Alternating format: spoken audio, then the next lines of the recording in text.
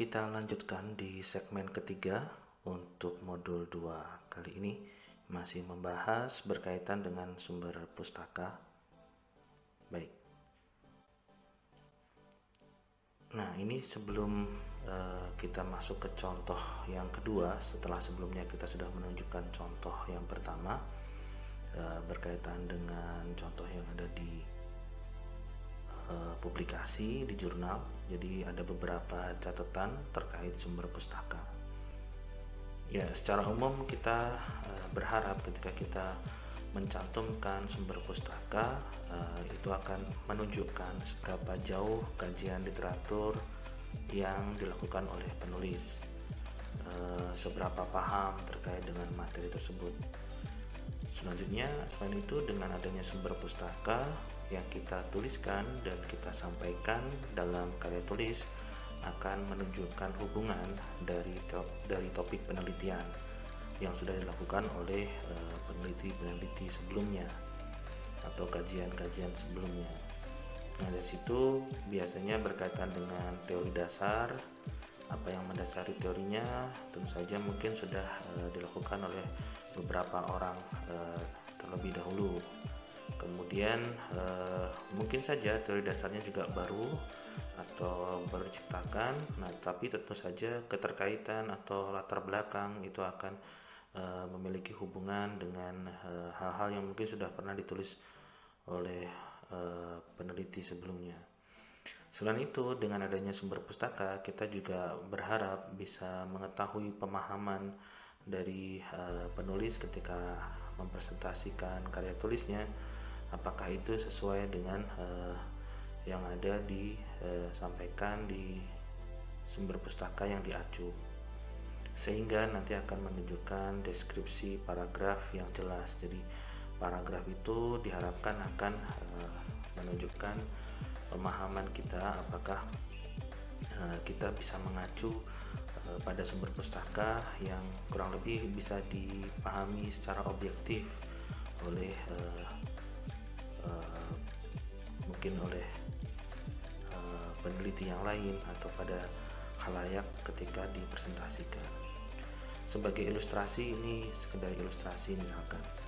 Jadi misalnya ada teks karya EFG tahun 2020. Ini EFG ini saya tulis dengan warna hijau. Ini adalah suatu buku teks misalkan. Nah, dari sini nama penulisnya EFG ini. Nah, dipublikasikan misalkan tahun 2020. Ini sebagai ilustrasi. Nah, dalam buku teks itu tentu saja sudah melalui review dan melalui beberapa kali tahapan sampai bisa publish oleh publisher misalkan dari buku teks. Nah, dari sini misalkan karya tersebut ada suatu paragraf pada halaman tertentu.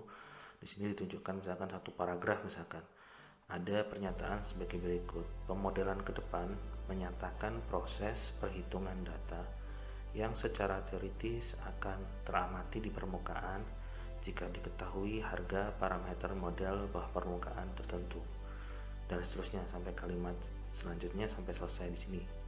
Jadi paragraf itu minimal terdiri dari 2 kalimat, tapi tidak bisa paragraf itu hanya 1 kalimat. Nah, ini mungkin salah satu contoh paragraf misalkan.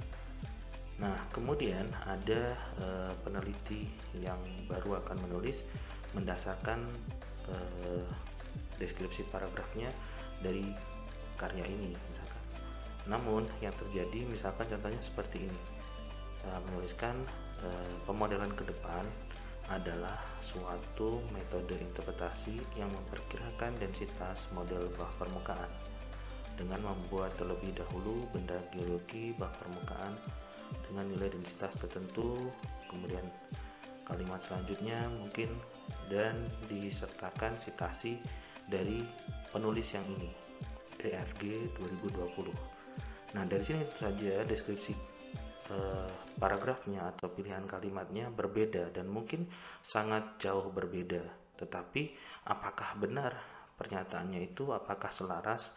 Kalau misalkan masih selaras dan dipahami secara objektif bisa dijelaskan, akan lebih mudah. Tetapi ketika tidak bisa menjelaskan, ketika ada pertanyaan, nah kita khawatir apakah kalimat ini benar-benar dari penulis atau dapat dari mana atau muncul dari mana. Yang seharusnya deskripsi paragraf ini yang dituliskan oleh penulis yang baru pasti memiliki maksud dan tujuan. Jangan sampai kalau lepas kontrol kita melakukan ini dengan cara yang kurang tepat, misalkan copy paste dari peneliti yang lain tanpa memahami makna yang ada di sini. Misalkan ada kesalahan. Sebagai contohnya, di sini kalau kita coba lihat di sini nih dinyatakan pemodelan ke depan atau forward modeling adalah, sebenarnya di sini digunakan menyatakan proses. Di sini adalah suatu metode. Jadi pilihan adalah suatu metode dan menyatakan proses, tentu saja itu adalah bisa jadi hal yang berbeda.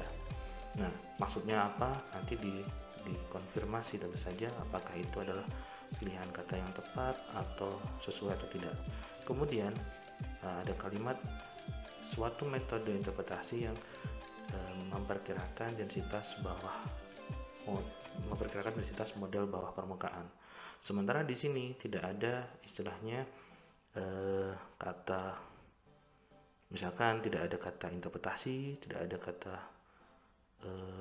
metode, misalkan tidak ada kata memperkirakan densitas model bawah permukaan, atau ya itu tentu saja akan dikonfirmasi. Nah, selama bisa menjelaskan dan selaras dengan ini berkaitan dengan konteks yang ada di sini, ini perlu diuji dan jangan sampai pada saat presentasi kita tidak tahu kalimat ini maksudnya apa, padahal yang menulis adalah yang mempresentasikan. Seharusnya seperti itu. Nah, tapi kalau misalkan ternyata ada kesalahan pemilihan kata atau pemilihan kalimat, nah tentu saja nanti jadi saran perbaikan untuk diperbaiki atau direvisi selanjutnya begitu. Nah, ilustrasi selanjutnya ini kurang lebih cerita yang sama. Jadi jangan sampai misalkan ada satu orang dengan sudut pandang ke arah kanan, ini adalah mata misalkan, untuk ke arah kanan dia berusaha menuliskan 9. Kalau dari sudut pandang matanya dia menuliskan angka 9. Tapi ketika ada orang lain melihat suatu benda atau barang yang sama, yang artinya misalkan analoginya adalah paragraf ini atau teks ini, dia melihatnya sebagai angka yang berkebalikan, yaitu memiliki arti 6, padahal maksudnya adalah 9. Jadi kalaupun berbeda ataupun ternyata berkebalikan, itu mungkin perlu kita lihat sesuatu yang lebih objektif, yang lebih tepat, mana jangan sampai ini terjadi untuk hal-hal yang relatif sederhana seperti ini.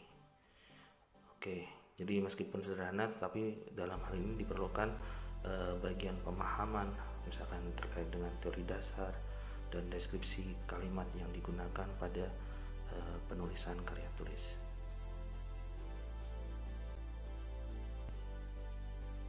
Baik, ini adalah ilustrasi yang sama seperti segmen sebelumnya. Saya hanya ingin mengulang sekilas. Jadi sudah ditunjukkan contoh dari publikasi jurnal. Nah, misalkan di sini ada nama peneliti dan juga ada tahunnya pada teks, bagian teks, dan juga ada sumber pustakanya di sini.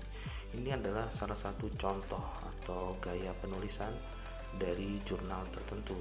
Tapi kalau beda jurnal bisa jadi penulisannya berbeda dan bagaimana urutan dari daftar pustaka ini juga bisa berbeda. Itu pun untuk jurnal atau klasifikasi jurnal atau klasifikasi yang sama tetapi berbeda nama jurnal, itu bisa berbeda. Apalagi contoh dari buku teks atau sumber yang berbeda, contoh dari sumber pustaka yang berbeda. Misalkan di sini kan ada nama, kemudian ada tahun. Tapi kalau dari buku teks ada juga yang menggunakan hal yang lain. Kita coba lihat contohnya di halaman selanjutnya. Di halaman ini adalah contoh misalkan dari suatu buku teks. Ini adalah buku teksnya. Kemudian kurang lebih pada halaman 351 di tengah-tengah bab 12 dan subbab 6.1 ada pembahasan berkaitan dengan transformasi Hilbert. kemudian ada satu paragraf, diambil beberapa kalimat. Di sini mungkin 2 kalimat saja. Nah, di sini dituliskan bahwa peran dari transformasi Hilbert yang sangat penting untuk analitik, untuk sinyal analitis akan dimulai dengan diskusi yang cukup singkat atau cukup singkat, kurang lebih seperti itu. Nah, kemudian bagi pembaca atau pembaca buku teks tersebut direferensikan untuk buku teks yang lain seperti Braswell. Nah, ini ada kurung siku 42 kurung siku tutup dan Populis kurung siku 2002 kurung siku tutup untuk informasi tambahan. Ini di halaman 351 misalkan. Nah, dari sini berarti ada sumber pustaka juga dari buku teks yang lain.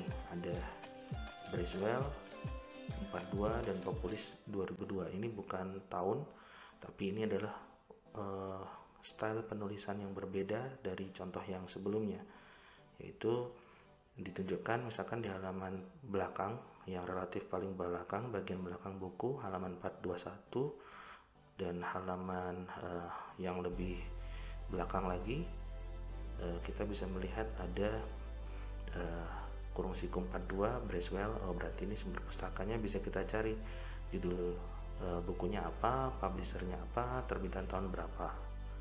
Nah, jadi kita bisa paham maksud dari teks ini. Kemudian ada juga di halaman yang lain ada urutan nomor 202 untuk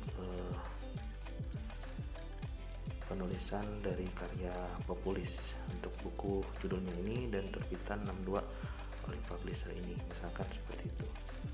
Jadi intinya kita ingin menunjukkan beberapa contoh penulisan sumber pustaka yang berbeda untuk setiap jurnal atau setiap buku teks, dan mungkin berbeda-beda setiap publisher. Dan misalkan ada penulisan dari Universitas A, Universitas B, Universitas C, itu juga berbeda-beda. Jadi untuk tugas akhir satu kita ini, kita akan selanjutnya membahas bagaimana cara kita menuliskan di dalam teks, dan juga bagaimana menuliskan yang ada di bagian belakang di daftar pustaka, sebagaimana format yang coba disusun oleh tim dengan mengadaptasi dari sumber yang ada di ITB, dari Sekolah Pasca Sarjana. Jadi kita akan mencoba melihat di segmen selanjutnya. Oke, demikian untuk penjelasan materi kali ini. Terima kasih, semoga bermanfaat. Sampai jumpa video selanjutnya.